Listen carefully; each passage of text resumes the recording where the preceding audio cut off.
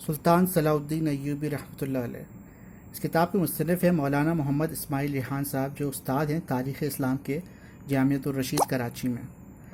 اس کتاب کی خاص بات یہ ہے کہ یہ آپ کو صحیح تاریخ سے روشناس کراتی ہے۔ اور بھی بہت سارے لوگوں نے ان کے اوپر کتاب لکھی ہے، لیکن زیادہ تر جو ہیں یہ ناول نگار ہیں جنہوں نے اپنی طرف سے فکشن بھی ایڈ کر دیا ہے، اپنی طرف سے کردار ایڈ کر دی ہیں، اور پھر سمجھ نہیں آتی کہ حقیقت کیا ہے۔ اس میں نے خود بھی پرسنلی محمود غزنوی رحمۃ اللہ علیہ، محمد بن قاسم رحمۃ اللہ علیہ پہ کتابیں پڑھیں، اور اس میں کچھ ایسی چیزیں تھیں جو عجیب سی لگی تھی۔ پھر مجھے بعد میں پتہ چلا تھا کہ یہ ہمارے جو ناول نگار ہیں یہ کیریکٹرز تو ہمارے جینوئن لیتے ہیں، لیکن بعد میں اپنی طرف سے جو ہے نا من گھڑت کہانیاں بنا کے لکھ دیتے ہیں، تو سمجھ نہیں آتی کہ حقیقت کیا تھی۔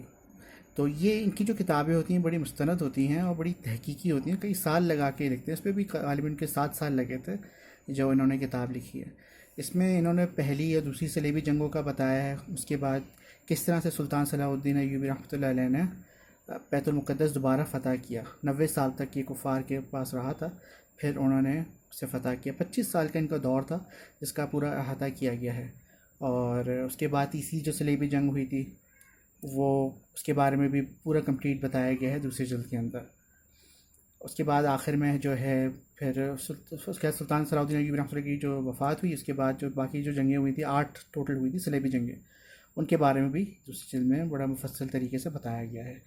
یہ ہارڈ کور ہے اور اس کی پیپر کوالٹی نارمل ہے، اور اس کا جو ٹیکسٹ ہے وہ بالکل صاف اچھا پرنٹ ہوا ہوا ہے۔ پیپر کوالٹی بھی اس کی نارمل ہے۔ اس میں یہ ریحان صاحب لکھتے ہیں کہ زیر نثر تصنیف 5ویں صدی ہجری کے اواخر میں قبلہ اول پر صلیبی قبضے سے لے کر 7ویں صدی ہجری کے اواخر میں 8ویں صلیبی جنگ تک تقریباً 2 صدیوں کے اہم حالات کا احاطہ کرتی ہے۔ پھر اس میں اصل حصہ جو سلطان صلاح الدین ایوبی رحمۃ اللہ علیہ کے دور اقتدار اور ان کی جد و جہد کا ہے، تقریباً 25 برس تک کو محیط ہے۔ اس لحاظ سے اس کتاب کی ضخامت بھی زیادہ ہے اور شخصیات و کردار بھی یہاں بکثرت ہیں۔ اس کے علاوہ ایک اہم چیز جو میں پڑھ کے بتاؤں گا آپ کو کتاب میں سے، یہاں یہ عرض کر دینا ضروری سمجھتا ہوں کہ سلطان ایوبی کی جنگوں کی تفصیل تلاش کرنے والے اکثر حضرات التمش نامی مصنف کی داستان ایمان فروشی کی پڑھا کرتے ہیں، جو سراسر من گھڑت واقعات اور خود ساختہ حوالوں پر مشتمل ہے۔ اس کی 3 جلدوں میں فقط گنتی کے کچھ صفحات ہیں جنہیں تاریخ کہا جا سکتا ہے، باقی علی بن سفیان، البرق، سیف اللہ اور ناجی جیسے فرضی کرداروں پر مشتمل